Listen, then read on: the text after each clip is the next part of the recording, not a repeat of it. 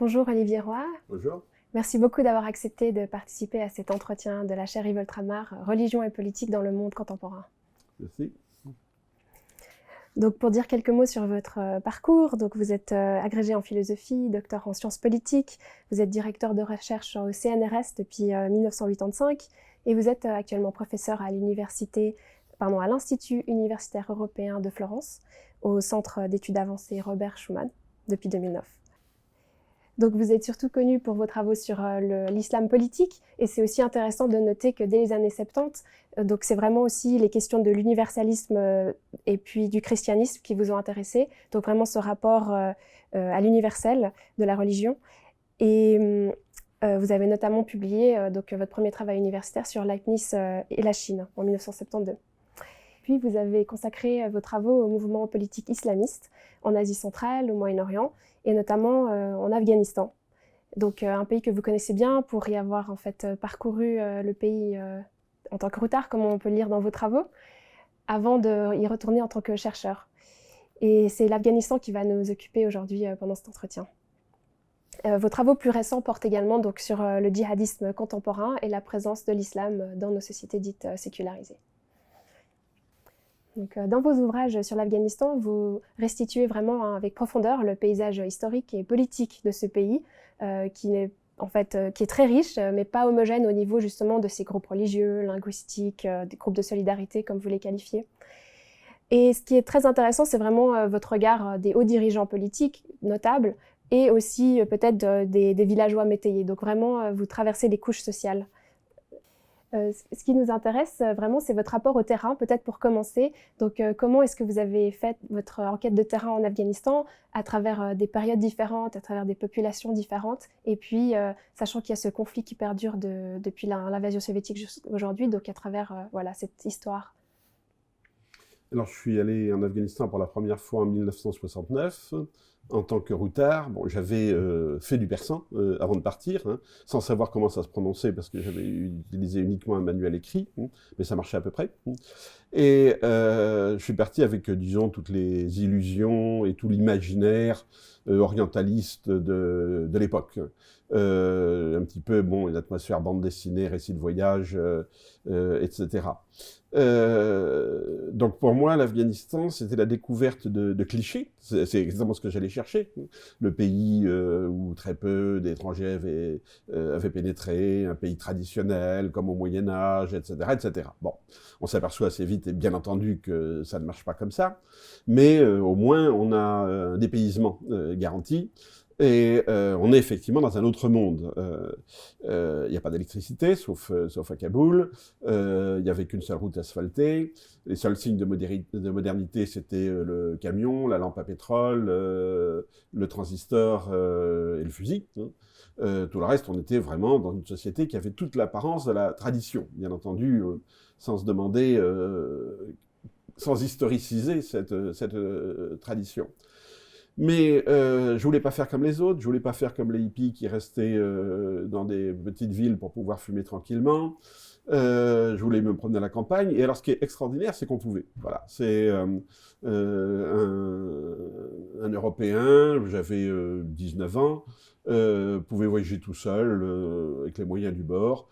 Et ça se passait bien, même dans les endroits où il n'y avait pas d'auberge, j'étais logé chez les gens. Et bon. Une impression d'un pays très pacifique, très calme et très hospitalier. Et bien entendu, au bout d'un certain temps, les clichés commencent à tomber. Hein. Bon, les paysages sont toujours aussi beaux, ça, il n'y a pas de problème. Et puis, on s'aperçoit à un moment donné qu'on circule quand même dans des espaces, ou je dirais plutôt dans des réseaux, qui sont précisément, qui ont envie justement de rencontrer les étrangers. Donc plutôt les éléments progressistes, plutôt les instituteurs que les mollahs, évidemment, les officiels du gouvernement, bien sûr, qui, quand ils sont dans des petits postes en pleine province, s'ennuient et sont absolument ravis de recevoir un étranger. Alors du coup, on voit les choses du côté du gouvernement. Et donc, il y a tout un pan de la société qu'on ne voit pas. Les femmes, évidemment, ça, quand on est un homme, on n'a absolument pas accès. Les rapports de domination, bien sûr, hein, les rapports entre métayers et propriétaires, Les tensions ethniques, on s'en aperçoit un peu parce que quand même, bon, on voit dans les auberges, on voit qu'il y a des hiérarchies, on voit qu'il y a des comportements dominants et des attitudes de dominés, etc., etc. Bon.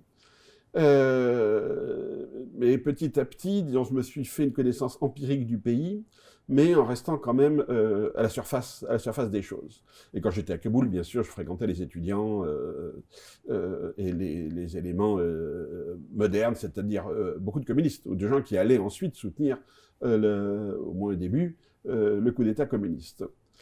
Et c'est la guerre qui m'a fait entrer dans la société afghane. Donc en 79, après le coup d'État soviétique, l'invasion soviétique, j'ai décidé d'aller voir ce qui se passait de l'autre côté, de ceux qu'on appelle les Moudjahidines. Bon. Et c'était évidemment difficile. Il fallait trouver un taxi, comme on appelait à l'époque, c'est-à-dire quelqu'un qui vous fait passer la frontière. Il fallait, là, à partir de là, passer par des réseaux, au moins pour entrer dans le pays, des réseaux de résistants, des réseaux armés, donc des réseaux politiques, donc des réseaux idéologiques. On était d'emblée dans la politique et dans la guerre. Mais je voulais savoir comment les deux avaient transformé la société traditionnelle, alors que je connaissais mal la société traditionnelle, évidemment.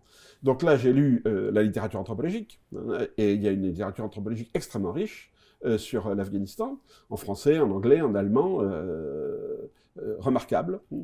Donc j'ai acquis ce savoir universitaire par la lecture. J'ai rencontré aussi des anthropologues. Et de manière assez intéressante, la plupart des gens qui avaient travaillé en Afghanistan et qui adoraient le pays ne sont pas revenus avec la résistance. C'est-à-dire ils sont restés en dehors de la guerre pendant les 10 ans de la guerre. Je connais pratiquement pas d'anthropologues qui soient revenus à l'intérieur de l'Afghanistan pendant la guerre. Donc, en quelque sorte, le terrain était vierge pour les nouveaux venus, comme moi. Et quand on rentre en Afghanistan, avec les Moudjahidines, bon, très rapidement, on s'aperçoit, que c'est pas du tout une résistance de type FNL vietnamien, c'est-à-dire où on est d'emblée totalement pris en charge par une organisation politique qui maîtrise sa communication, qui sait faire en sorte que l'étranger ne voit que ce qu'on veut lui faire voir, etc., etc. Pas du tout. C'était une résistance extrêmement éclatée, et de nombreux moments, on se retrouvait tout seul. Donc là, on était effectivement conduit, guidé, logé par des gens vraiment de la société traditionnelle. Là, j'ai dormi dans des mosquées, j'ai dormi chez des paysans pauvres, etc. Et puis, ça se faisait à pied, et au mieux à cheval. Et évidemment, la marche à pied, pour comprendre un pays, c'est surtout, enfin une paysannerie, c'est l'idéal, bien sûr, parce qu'on fait des étapes de 20-30 km au maximum par jour. On est parfois coincé dans un village pour différentes raisons. On va rester une semaine dans un village. Je suis resté une semaine dans une petite île au milieu d'un marais, avec des baloutches et des gens qui élevaient des vaches entre les roseaux. Bon, on découvre tout un pays qu'on ne connaissait pas. Et on découvre évidemment là les rapports de force, parce que la guerre va accentuer les tensions, bien sûr, parce qu'elle va aussi permettre la revanche des pauvres, des clans dominés, etc. Elle va bouleverser le jeu des légitimités. On va voir apparaître une figure que je connaissais avant la guerre, mais seulement à Kaboul, qui est celle du jeune intellectuel, qui bien sûr n'avait pas sa place dans la campagne d'avant la guerre. Et avec la guerre, ces jeunes intellectuels, donc en particulier les islamistes, ceux qui suivaient l'idéologie des frères musulmans, ils reviennent, et ils sont acceptés ou non par la population locale. Bon. Et donc les conditions selon lesquelles un intellectuel militant idéologisé pouvait être accepté ou non, je les étudiais sur le terrain. Donc comment ils faisaient alliance ou non avec les notables traditionnels, ou bien il les combattait, son alliance avec les mollahs, comment il jouait sur les rapports locaux, les rapports claniques, etc. Et alors la règle, tout de suite compris, un militant ne peut agir que dans son lieu d'origine. Point. On n'a pas du tout de rotation des cadres, de circulation des cadres qu'on voit dans d'autres guérillas. Là, le type revient dans le village où il est né et où il bénéficie d'une solidarité familiale ou clanique. Et à partir de là, il essaie, il peut échouer, de s'imposer comme le chef local, le chef régional. Bon. Et s'il essaie de passer au-delà, ce que très peu ont fait, mais comme Massoud, il doit développer des stratégies politiques, militaires, d'alliances, etc., dans un jeu complexe entre le politique et les relations, ce qu'on appelle le groupe de solidarité traditionnel, qui eux-mêmes sont recomposés par la guerre, etc. Donc c'est tout ce dialectique, guerre, société traditionnelle, modernisation par le politique, par la guerre, où la guerre a un effet à la fois de retraditionnalisation, parce que tout le monde est à la campagne, mais également de modernisation, parce qu'on a un changement d'élite, et que bien sûr l'introduction d'armes modernes va changer complètement le rapport à la violence. Bon, ça a été l'objet donc de mon premier livre sur l'Afghanistan. Merci. Et justement, donc, en fait, ça, c'est vraiment en contraste avec l'idée qui est souvent décrite, qui décrit souvent l'État failli, en fait, que serait l'Afghanistan, donc qui décrirait ces tribus, justement, ou ces groupes ethno-religieux, ces groupes de solidarité comme étant incompatibles avec la structure d'un État central. Et dans vos travaux, vous montrez bien que ce n'est pas le cas, et puis que en fait, l'État a vraiment une centralité pour comprendre la culture politique afghane. Donc, est-ce que vous pouvez nous en dire un peu plus sur justement comment l'État gère cette segmentation et les enjeux? Alors, l'Afghanistan s'est construit autour d'un État qui était, disons en gros, l'aristocratie tribale pachtoune des Durrani, de la région de Kandahar. Bon. C'est eux qui ont construit l'État afghan. Mais ils ont obtenu, ce qui est un peu une exception dans l'histoire, ils ont obtenu un territoire, paradoxalement, du fait des rivalités entre puissances coloniales. Donc les Russes et les Britanniques n'arrivaient pas à se mettre d'accord sur le partage de l'île centrale. Donc ils ont de fait, enfin les Britanniques, ont confié à l'émir de Kaboul un territoire, au lieu de l'écraser, ce qu'ils ont fait avec tous les autres. Hein. Mais là, bon, ils ont même donné les moyens à l'émir de Kaboul d'avoir une armée moderne, à la fin du 19e, une petite armée moderne. Donc l'État était là depuis le début, hein, autour d'une dynastie tribale. Mais cette dynastie tribale, rapidement, enfin ils ont bien compris qu'il fallait cesser d'être tribal. Bon, donc cesser de dépendre de sa tribu d'origine, s'autonomiser par rapport aux origines tribales. Donc ils ont fait ça en développant plusieurs stratégies. Une, c'était au début d'avoir que la garde de l'émir venait d'un groupe méprisé, les chiites, justement pour pas être dans le jeu tribal, des stratégies matrimoniales, évidemment, et un système d'éducation où, en gros, les élites tribales ont eu très rapidement accès à une formation de type occidental. Hein. Le dernier roi d'Afghanistan était scolarisé à Janson de Sailly en France dans les années 1920, il y a un siècle. Bon. Ils ont adopté comme langue le persan, alors que par les Pachtou, hein, ils n'ont pas du tout mené ils n'ont pas construit un État ethnique, un État national autour d'une langue nationale. Le persan était la langue de communication, la langue de culture. L'armée était plutôt avec le Pachtou, bon, enfin, il y avait des choses comme ça. Et ils ont mis en place une administration qui s'appuyait essentiellement sur les lettrés persanophones. C'est une administration légère, mais dans tout le pays, disons, quand j'y suis allé donc à la fin des années 60, chaque district avait un poste gouvernemental, un chef de district, une petite unité militaire, mais parfois c'était juste quelques dizaines de soldats. Théoriquement un tribunal, bon en fait c'était très souvent en accord avec les juges locaux, une école, et à la fin des années 60, il y avait une école de filles, au moins une école de filles dans chaque district. Donc la monarchie a développé le système scolaire dans l'ensemble du pays, a développé les communications, et bien sûr, les Pachtou étaient dominants politiquement, les chiites Hazara étaient en dessous, les plus bas dans l'échelle sociale et politique, évidemment, il y avait toutes ces tensions-là.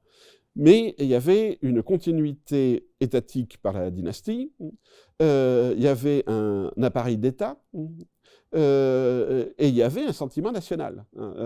Ça, c'est clair. L'armée était théoriquement une armée de conscription. Bon, en fait, les tribus avaient leur propre milice et ne fournissaient pas de soldats. Mais paradoxalement, du coup, l'armée était non ethnique et dépendait directement de l'émir. D'autre part, la monarchie a, dès les années 20, développé une diplomatie, s'est émancipée du contrôle britannique, a ouvert des ambassades, a établi des accords culturels, en particulier avec la France pour l'archéologie et des choses comme ça. Ils ont développé le système éducatif à Kaboul. Et donc, en 1964, on a eu une constitution qui démocratisait la monarchie, et il y a eu des élections pour la première fois dans le pays. Et pour résumer, de 1933 à 1973, on a eu 40 ans de stabilité et de paix en Afghanistan. Et il n'y a pas de pays européen qui peut se vanter d'avoir, entre 1933 et 1973, connu la paix et la stabilité. Donc l'image, si vous voulez, d'un pays divisé en tribus, en ethnies, qui se font la guerre en permanence, etc., c'est complètement faux. Les tensions, parce qu'il y avait évidemment plein de tensions, s'organisaient en général autour de micro-conflits. L'eau, bien sûr, les pâturages, les troupeaux, et puis aussi des vendettas locales, le contrôle des bazars, et ces choses-là. Et alors, quand ces micro-conflits se doublaient, ce qui était fréquent, de relations ethniques ou tribales, alors là, ça devenait politique. Bon, par exemple, le cas le plus typique, c'est le Hazarajat, donc qui est peuplé par des chiites qui sont sédentaires, hein, et qui cultivent avec l'eau de pluie. Hein, bon, les hauts plateaux étaient parcourus par des nomades pashtuns, hein, qui évidemment n'avaient rien à faire des cultures des autres, et qui considéraient que dans le fond, ces terres, c'était à eux. Donc il y avait des conflits. Et là, c'est un conflit qui se doublait d'une relation politique. Mais il était géré au niveau local. Ce n'était pas du tout un élément de guerre civile. Il était géré en faveur des Pashtuns, évidemment, pendant toute la période de la monarchie. Pendant la période des résistants, les nomades n'ont pas pu circuler, donc ces conflits ont été gérés par les commandants de moudjahidines locaux, qui ont évidemment favorisé la population locale. Hein. Et puis avec les talibans, on a eu le retour des tribus Pashtuns et le retour des conflits sur la relation entre nomades, semi-nomades et sédentaires, etc., etc. Bon. Mais toute la question, c'est la gestion des conflits locaux. On n'était pas du tout dans une structure de conflits ethniques, gens du Nord contre gens du Sud, ça n'existait pas. On n'était pas dans une structure de conflits religieux. Bon, les chiites étaient méprisés, d'accord, mais ils avaient leur bulle. Vous pouvez pratiquer leur rituel particulier. Et puis surtout, je veux dire, l'histoire afghane était connue. Les Afghans connaissent, au moins, disons, depuis Babour, au XVIe siècle.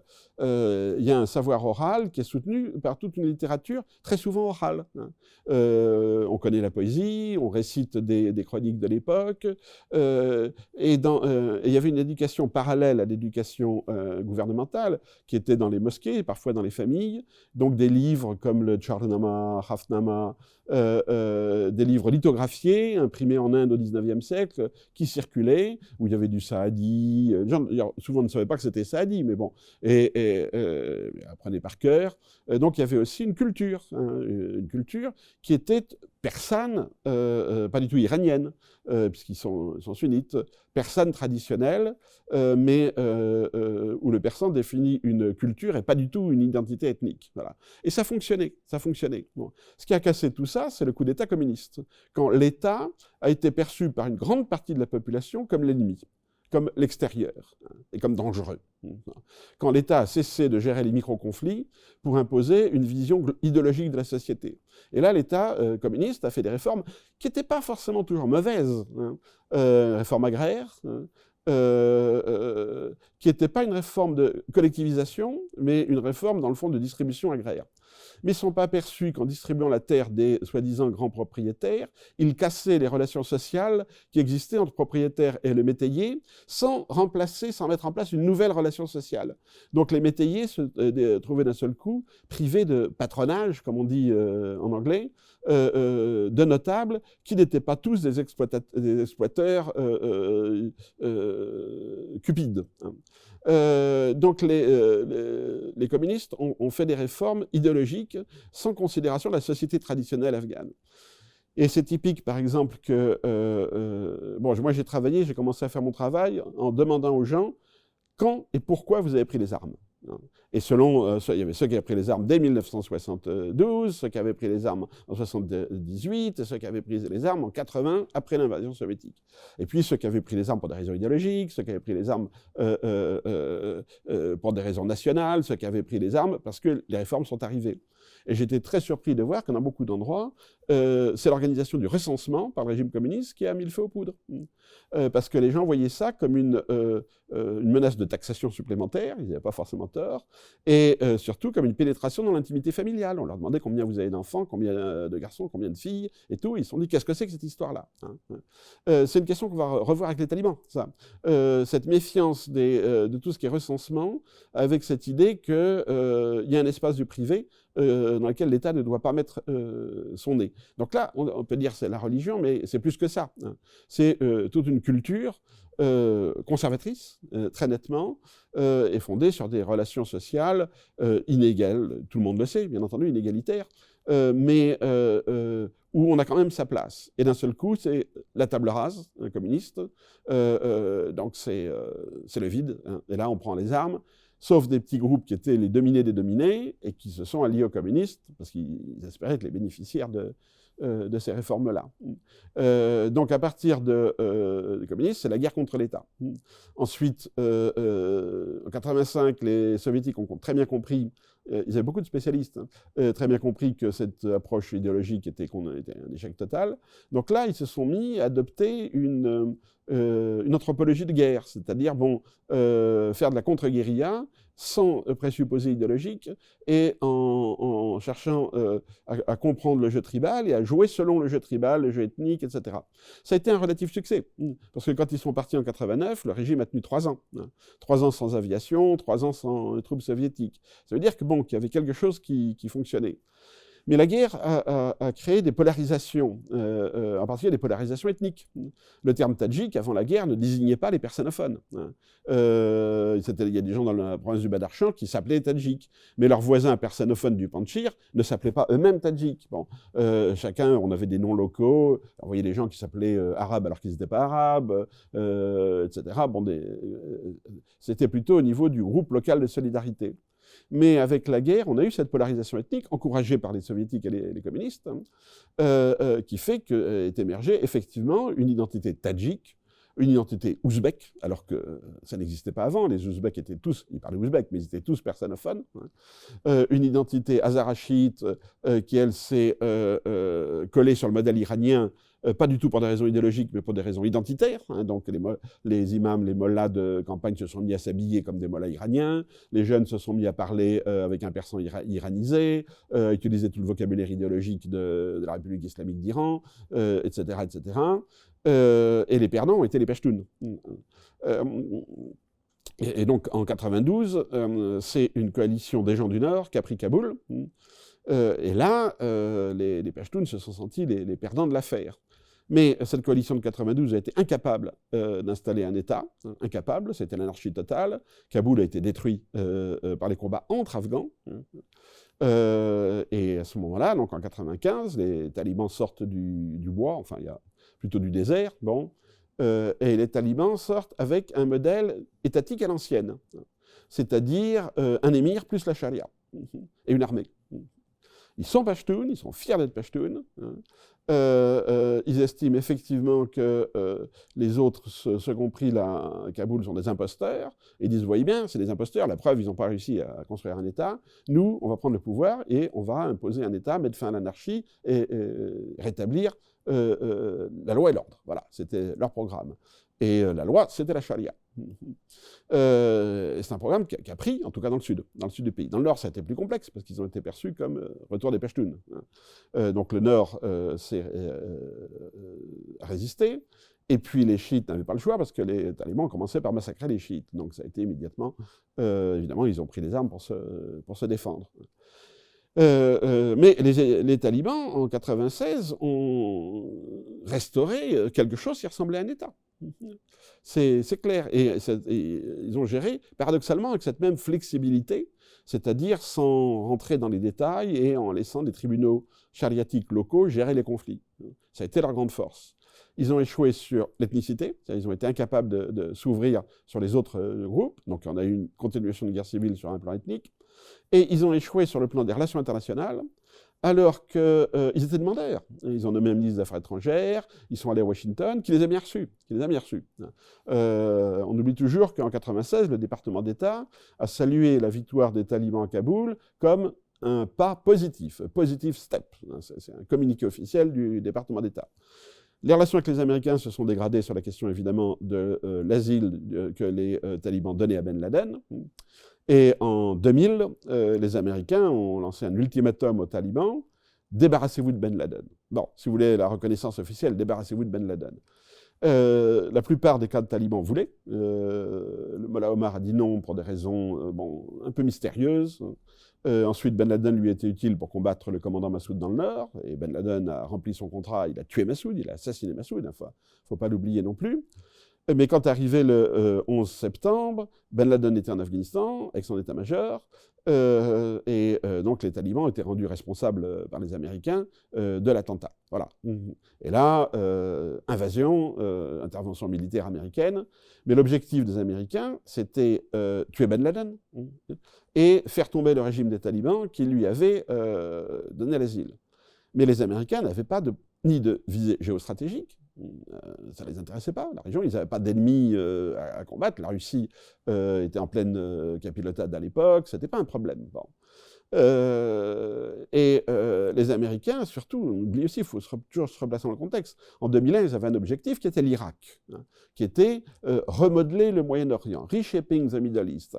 Toute l'équipe des néo-conservateurs autour du président Bush avait une vision très idéologique, mais cohérente, comme toute idéologie, de ce qu'il fallait faire au Moyen-Orient, et entre autres pour marginaliser complètement le conflit israélo-palestinien. Voilà, pour que ça ne soit plus le conflit qui mobilise les masses musulmanes. Ça. Donc, pour eux, la porte d'entrée, c'était l'Irak. C'était surtout pas l'Afghanistan.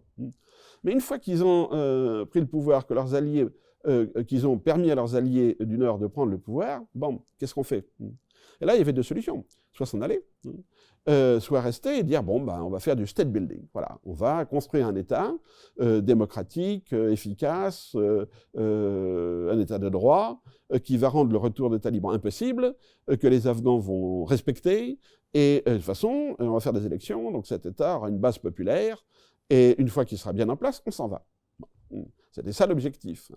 Et on a eu cette conjonction entre toute je dirais, la grande vague humanitaire qui avait commencé au Biafra dans les années, fin des années 60, et qui s'était considérablement développée en Afghanistan pendant l'invasion soviétique, en Éthiopie, etc., fondée sur le concept de droit d'ingérence, de défense des droits humains, de développement, à partir de la société civile. Voilà, on avait toute une, je dirais pas une idéologie, mais enfin toute une culture de l'humanitaire interventionniste qui s'est aussi développée dans les Balkans, etc. Et donc on avait des cadres, des ONG, des relais dans les médias, des relais dans les parlements. Bon.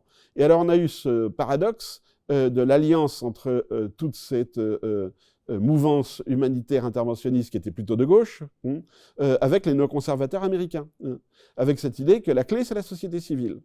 Alors on va transformer la société civile.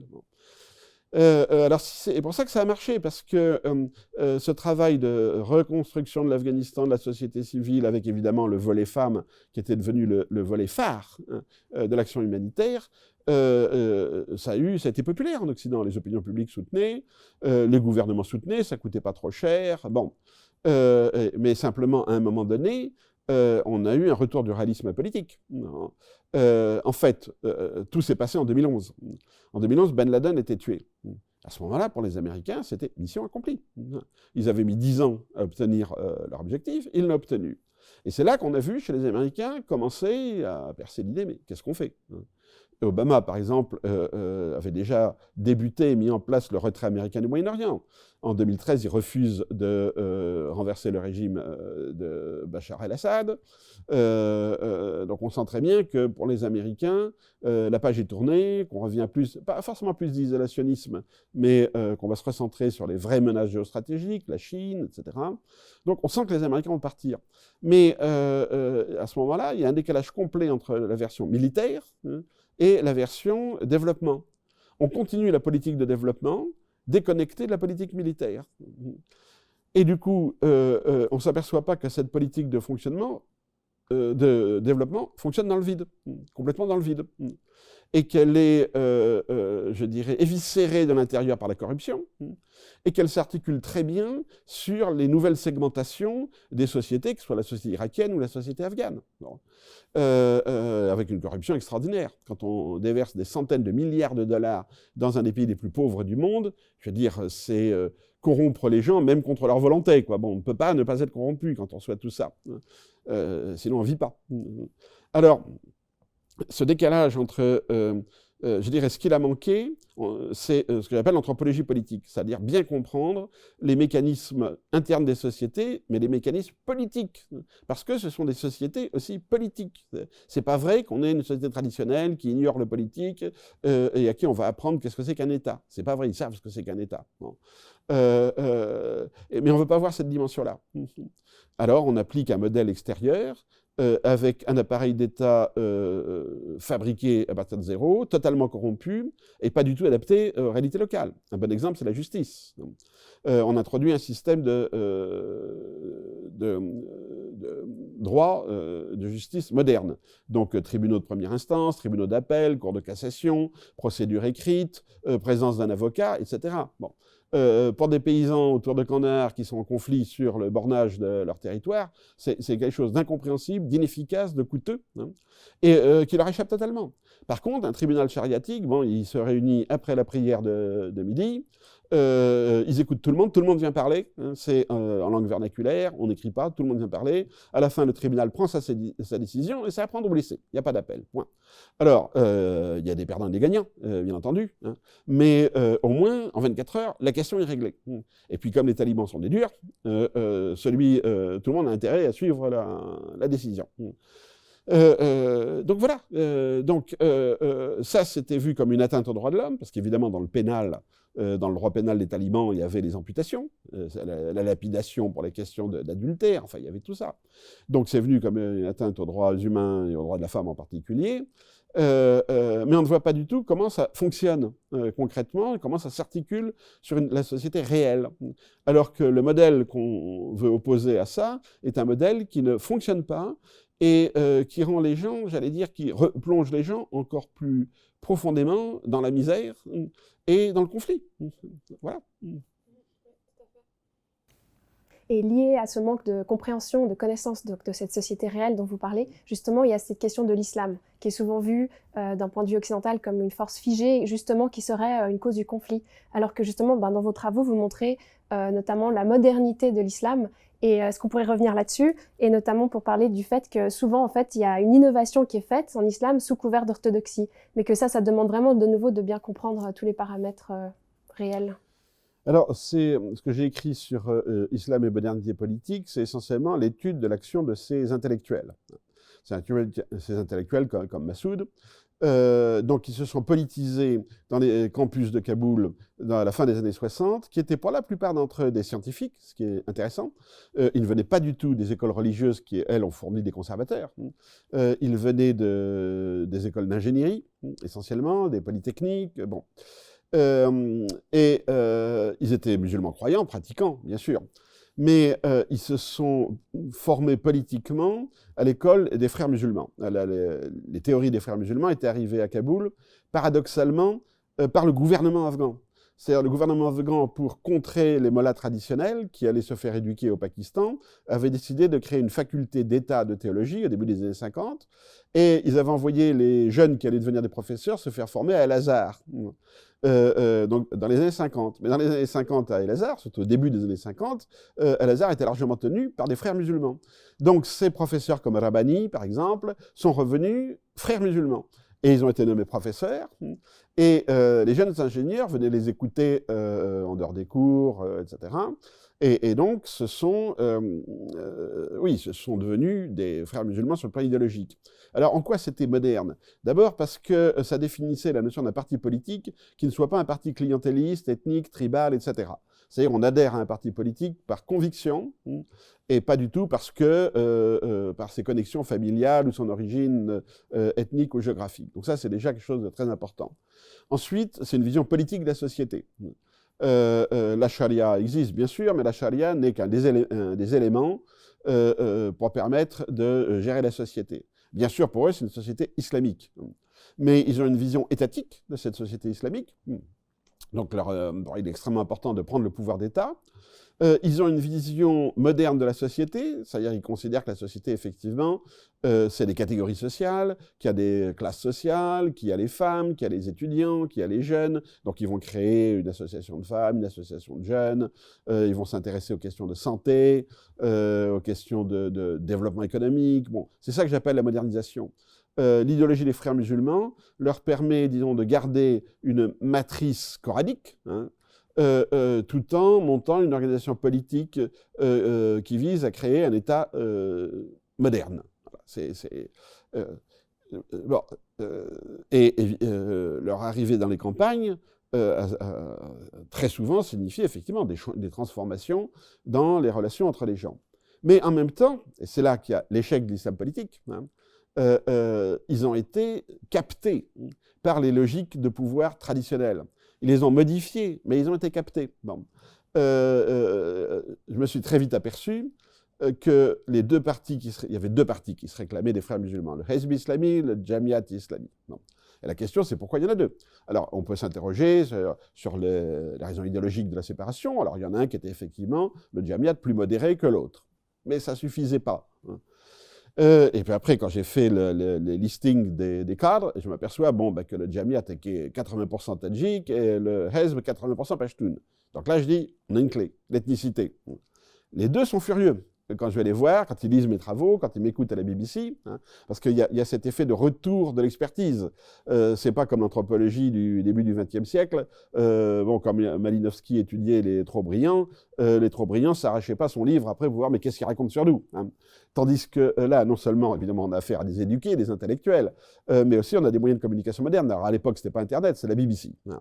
Tout le monde écoutait la BBC en persan, et je donnais des interviews à la BBC en persan. Donc quand je revenais après, on me disait « Ah, mais ton interview, tu racontes que nous, on est Pashtun, qu'ils sont tadjiks, mais c'est pas vrai, on est tous musulmans, on est tous afghans, bon, etc. » Alors d'écouter, il y a quand même des statistiques, et après, évidemment, quand ils sont battus pour Kaboul, là, 10 ans après, ils m'ont dit « Ouais, bon... » Enfin, c'est pas que tu avais raison, tu as toujours eu raison, on savait que tu avais raison. Mais pour nous, il n'était pas question de mettre en avant l'ethnicité de nos partis, parce que notre programme était justement le dépassement de l'ethnicité. Hein, c'est classique. Donc on avait, si vous voulez, ces effets de double action, action-réaction, etc., entre l'analyse anthropologique extérieure, l'action politique des intéressés, hein, qui voulait modifier l'analyse anthropologique, l'anthropologue qui se dit, bon, la politique, ça existe, on n'est pas que dans des relations traditionnelles, la politique modifie la société, donc en un sens, ils ont raison, mais etc., etc.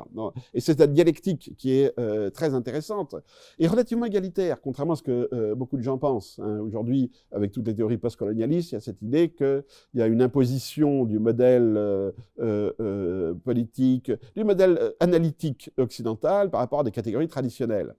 Mais c'est pas vrai. Dire que ces gens-là sont dans des catégories traditionnelles, qu'est-ce que ça veut dire? Bon, on dit, mais vous parlez de religion, mais c'est le christianisme. La religion, tandis que les gens que vous étudiez, ils sont pas dans le christianisme. Bon. D'accord. Hein. Mais quand ils parlent de religion, ils disent bien din. Enfin, ils disent bien il y a une religion. Hein. Il n'y a pas de clergé, mais ils disent bien imam, mollah, etc. Bon, il y a des mosquées. Enfin bon, alors, on pourrait aller plus loin, mais voir comment, d'une certaine manière, l'islam aujourd'hui se reconstruit en miroir d'un christianisme qui, lui, est en plein déclin.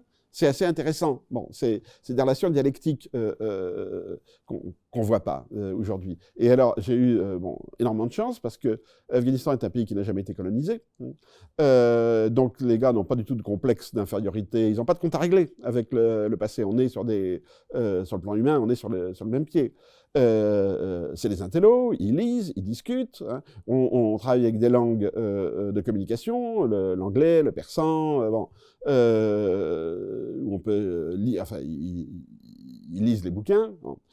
Et on peut donc étudier cette dialectique entre expertise et société et politique. Jamais oublier la profonde dimension politique. Donc en ce sens-là, on a une modernisation. Mais la modernisation, c'est pas l'amélioration, c'est pas forcément le progrès. C'est ça le paradoxe de la chose, c'est que cette modernisation politique, c'est accompagné d'une intensification de la violence. Aussi parce qu'on fait une guerre moderne, avec des armes modernes. Donc, à un moment donné, vous avez une espèce de demande de retour à une certaine tradition qui est reconstituée, on est bien d'accord. Les tribunaux chariatiques des talibans n'ont jamais existé dans la tradition afghane, jamais. Dans le sud, c'était plutôt le Pashtunwali, le code tribal. Il n'y avait pas de tribunal purement chariatique. On mélangeait un peu tout, quoi. Bon. Les talibans arrivent et disent il n'y a plus de tribus, et il n'y a plus de code tribal. Mais les tribus, ils savent parfaitement qu'il y en a, ils sont dedans, c'est bon, ils connaissent très bien, il n'y a aucun problème pour savoir l'origine de tribal d'un tel, un tel. On pose la question de quelle tribu, le gars répond immédiatement, et il sait la tribu du gars d'à côté. Bon. Ils savent très très bien ce que c'est que le droit coutumier, bon, ils font une jurisprudence pour contrer le droit coutumier. Ils savent très bien que la charia qu'ils font, c'est un système de jurisprudence de cas par cas qui va effectivement modifier les rapports sociaux ou se casser la figure. Bon. Donc là aussi, on est dans un processus paradoxal de modernisation, c'est-à-dire d'isolement des différentes catégories. Il y a le droit, il y a la religion, il y a la coutume, et alors qu'avant tout ça c'était pour les gens, c'était un peu la même chose. Là on va voir ces catégories qui sont des catégories, c'est-à-dire quasiment de sciences humaines modernes, qui vont effectivement fonctionner, mais dans un certain déni, et avec l'accusation que c'est les Occidentaux qui ont inventé les concepts. Débat sur l'islamisme, bon, au début, ils disent, l'islamisme, c'est vous qui avez inventé ça. Nous sommes tous musulmans, il n'y a pas d'islamistes. Bon. Et puis, 10 ans, 15 ans après, les mêmes gars, que je connais bien, bon, ils me disent, oui, on est islamiste, ça c'est les années 90. Et puis maintenant, les années 2000, 2010, ils disent, bon, allez, on n'est plus islamiste. Regardez les déclarations de Ranouchi sur 40 ans, elles sont très très intéressantes. Il reconnaît à un moment donné le concept d'islamisme, en disant c'est effectivement quelque chose de positif pour nous, puis après, là maintenant, il dit, on ne l'est plus, donc on l'a été.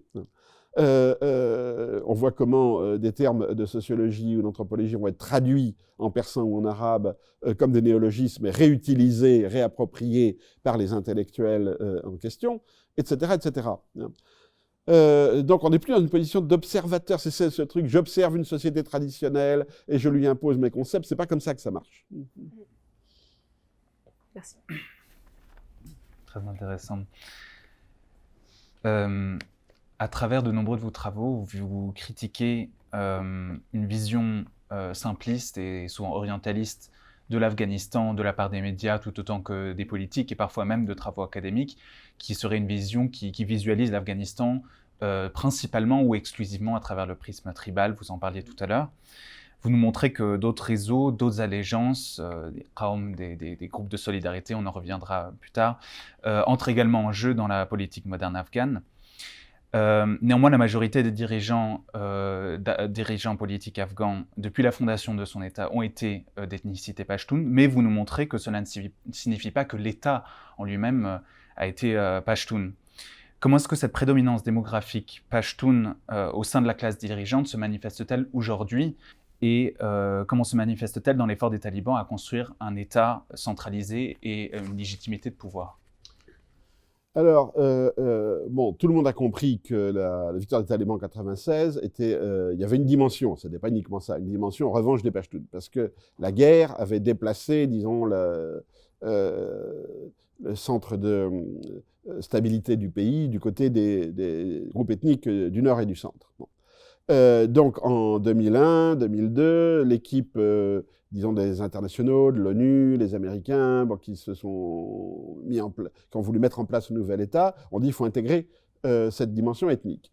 il faut désamorcer ce désir de revanche des Pashtuns. Et le choix qu'ils ont fait, c'est de prendre donc les grandes familles aristocratiques, la famille Karzai, Hamid Karzai, bon, qui était dans la lignée des fondateurs de l'Afghanistan, dans la lignée des émirs.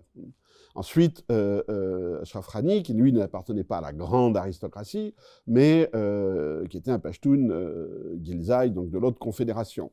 Simplement, c'est pas comme ça que ça fonctionne, parce que ils sont peut-être Pashtuns d'origine, mais ils sont pas du tout pashtunistes. C'est pas ça n'a jamais été leur programme. Ils sont personophones. Leur langue, ils parlent pashtun tous les deux, bien sûr, mais leur langue naturelle, c'est le persan. C'est des gens de la ville, c'est des gens de Kaboul. Et surtout, on n'a pas voulu voir que les talibans expriment aussi une dimension sociale qui, je dirais, est la revanche, pas la revanche, le terme est trop fort, mais la montée des petits clans, des métayers, etc. L'anecdote que je raconte, c'est que dans l'oasis de Panjwai, où il y avait la madrasa de Mullah Omar, et où moi j'étais en 1984, au moment d'une offensive soviétique, les gens de la madrasa étaient essentiellement des enfants de petits paysans locaux. Et la famille Karzai possédait des terres dans la région, donc c'était les enfants de leurs métayers qui étaient dans la madrasa. Tout le monde connaissait la famille Karzai, bien sûr, c'est la grande famille aristocratique du coin. Il y avait une grande famille religieuse aussi, les Harunzadeh. Et les métayers, oui, ils reconnaissaient la famille Karzai. C'était pas la guerre de classe, ça. Mais il y avait quand même un clivage social très très fort. Donc quand les Pashtuns, quand les talibans sont montés au pouvoir, c'était pas pour donner le pouvoir à l'aristocratie, puisqu'ils avaient repris un certain contrôle de la terre au sens très très large du terme. Alors les talibans ne se sont jamais présentés comme des nationalistes ethniques pashtuns, jamais. Mais ils ont toujours reconnu, défendu l'idée qu'ils étaient pashtuns. Alors quand j'ai posé la question aux talibans en disant mais vous êtes pashtuns, vous n'aimez pas les gens du Nord, bon, etc. Comment vous conciliez ça avec l'universalisme de la Oumma? Et la réponse était très simple. Et la réponse c'est nous les Pashtuns, on est meilleurs musulmans qu'eux. Voilà, imparable. Mais ils sont très conscients de ça. Quand ils ont pris Kaboul, beaucoup de talibans se sont mis à parler persan pour faire comprendre à la population de Kaboul qu'attendez, c'est pas une revanche ethnique. Leur problème maintenant, c'est de récupérer la technocratie qui est persanophone, et qui est celle qui, culturellement, a tout à perdre du pouvoir des talibans. Ce sont ceux qui sont précipités vers les avions américains. Et c'est ça le problème pour les talibans. Les talibans disent, mais vous nous piquez nos cadres, vous nous piquez l'administration. Mais les talibans n'offrent pas à cette catégorie sociale des conditions sociales et culturelles, les conditions sociales et culturelles que ces gens-là veulent. Ils veulent en particulier que leurs filles soient éduquées. Bon. Et les talibans disent non, ça c'est une question secondaire, on verra plus tard. Mais on va payer vos salaires, le persan reste une langue d'administration sans problème, on va pas faire d'épuration ethnique, vous inquiétez pas de ça. Mais les autres veulent plus que ça. Et ça, les talibans n'ont pas encore compris ce clash culturel qu'il y a à Kaboul. Les talibans voient ça en gros comme un problème d'occidentalisation. On a une partie de la population qui s'est occidentalisée, et maintenant on va revenir à la vraie tradition afghane musulmane, qui est la nôtre, celle des Pashtuns, bien sûr. Et il va falloir soit ils continuent dans ce chemin-là, et il y aura des problèmes, soit ils arrivent à gérer ce clash culturel, soit en réservant une espèce de statut spécial à Kaboul, soit en faisant des concessions sur la question de l'éducation des filles, etc. Donc la question ethnique n'est jamais là comme question ethnique. Elle recouvre toujours d'autres tensions politiques, sociales, culturelles, etc. Et ça, il ne faut pas l'oublier. Au travers de vos écrits, vous vous adressez aussi la question de fondamentalisme, de la tension entre le fondamentalisme et le traditionnalisme. Comment s'articule cette tension entre le fondamentalisme et le traditionnalisme au sein des talibans, et comment se manifeste-t-elle dans les relations entre Daesh et les talibans, pardon. Alors, du côté des talibans, le fondamentalisme remet en cause la tradition, très clairement. ils remettent explicitement en cause le code tribal, et le code tribal, c'est pas simplement un système de droit, c'est plus que ça, c'est aussi, je dirais, presque une culture tribale. Bon, dans une région comme le Nouristan, par exemple, où traditionnellement, de manière assez intéressante, les hommes s'occupent des étables et les femmes s'occupent de la moisson, ce qui fait que les hommes tricotent, parce que c'est eux qui tondent les chèvres. Bon. Les talibans ou en tout cas les salafistes locaux, ont exigé le renversement, en disant, bon, les femmes doivent être à l'étable, gérer le bétail parce que c'est à l'intérieur de la maison, et les hommes doivent récolter parce que c'est un espace public. Bon. Donc, c'est une transformation là, sociale et économique totale. Donc, on voit, il y a un problème là dans cette forme de fondamentalisme. En général, ça passe ou ça casse.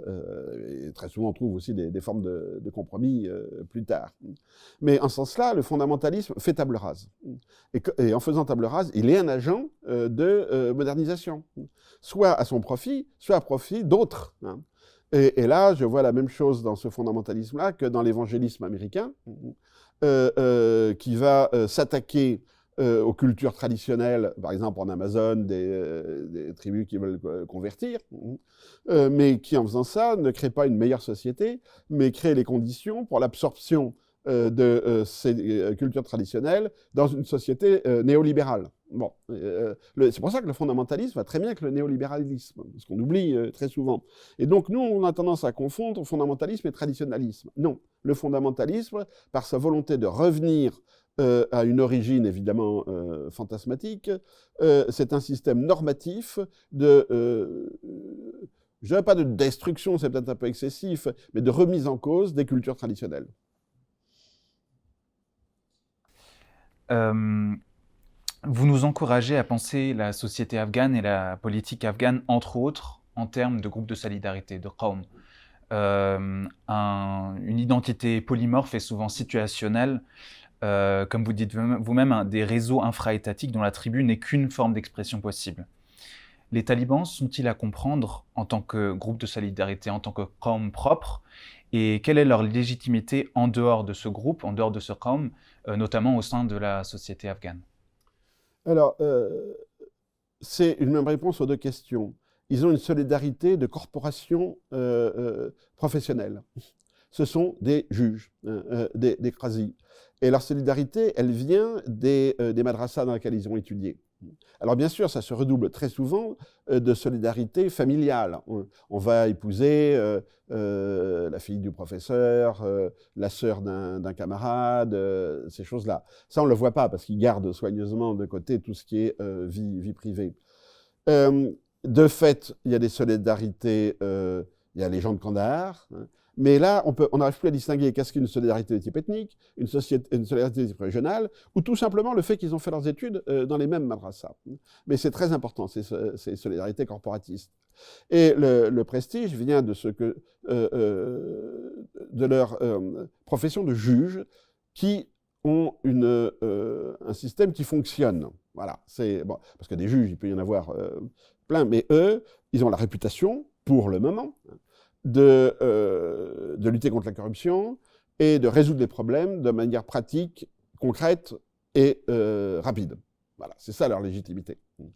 Ils utilisent d'autres légitimités, qui est celle ils se présentent comme les continuateurs des émirs, fondateurs de l'Afghanistan. Donc ils jouent à plusieurs niveaux de légitimité, mais s'ils perdent celle de base, c'est-à-dire de juges religieux intègres, capables de résoudre les conflits locaux, alors là, ils perdent, à mon avis, l'essentiel.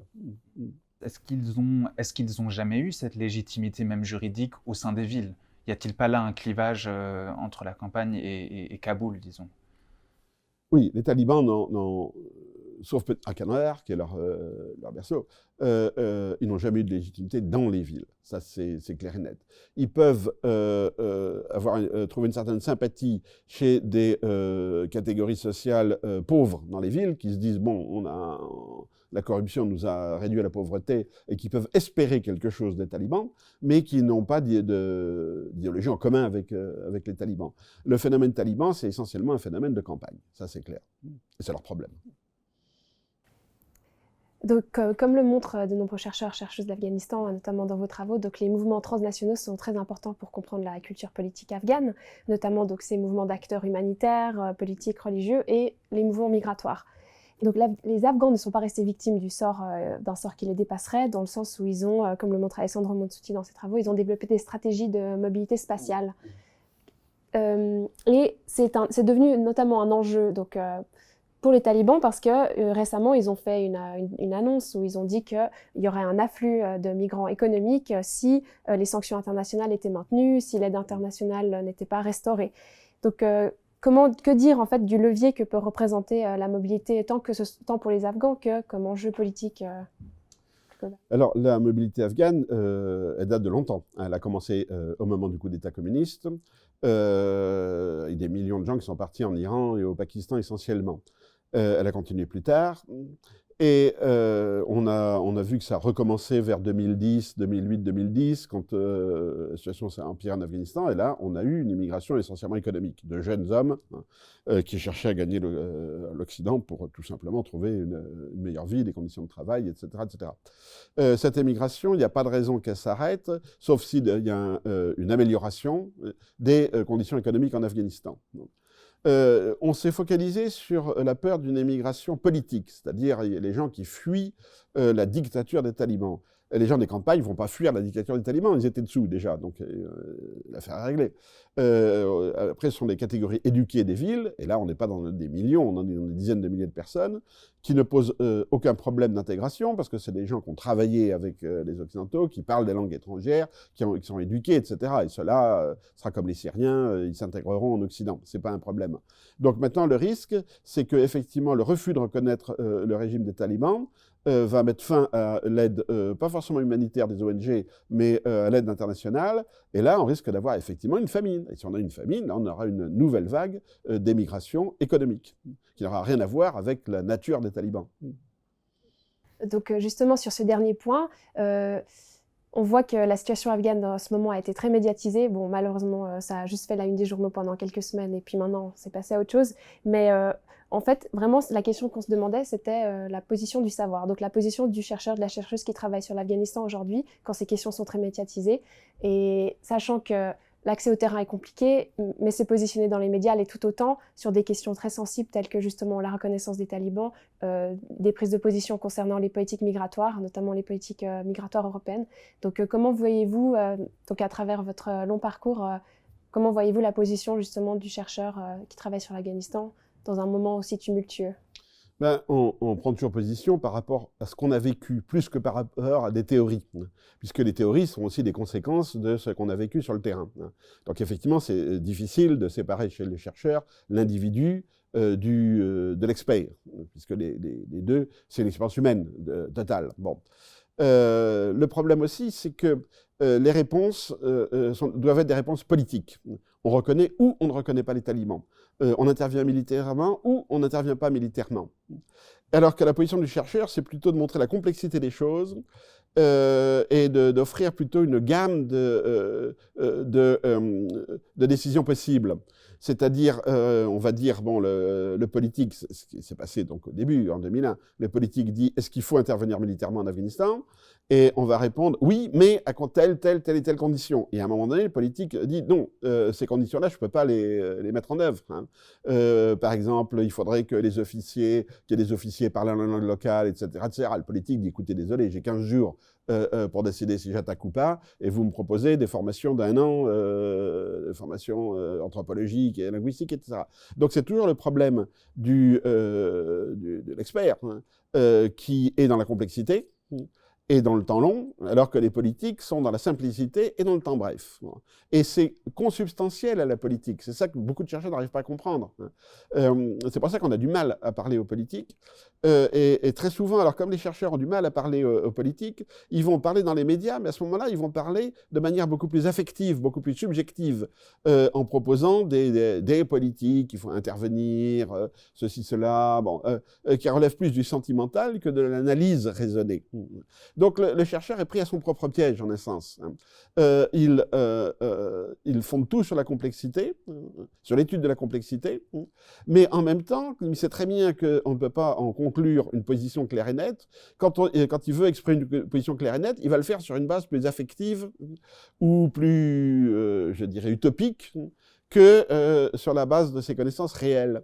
Donc il va dire je dis la vérité, la proposition que je fais est bonne parce que je suis anthropologue. Mais il ne va pas dire voici à partir de mes recherches ce qui me fait conclure qu'il faut faire ceci ou cela.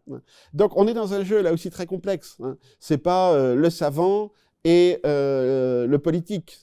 Parce que les politiques, très souvent, se piquent d'être savants. En Europe, en tout cas. Bon, aux États-Unis, beaucoup moins. Mais les politiques prétendent très souvent qu'ils ont lu des livres, beaucoup d'entre eux ont des diplômes, des doctorats, des trucs comme ça. Mais ça ne change rien, parce que c'est un problème structurel. On est dans quel registre? Et le problème, c'est de combiner les registres politiques, anthropologiques, humanitaires, et tout simplement, je dirais aussi affectifs. Merci infiniment, Elvira, pour vos réponses à nos questions. Merci beaucoup. Merci de m'avoir reçu. Merci.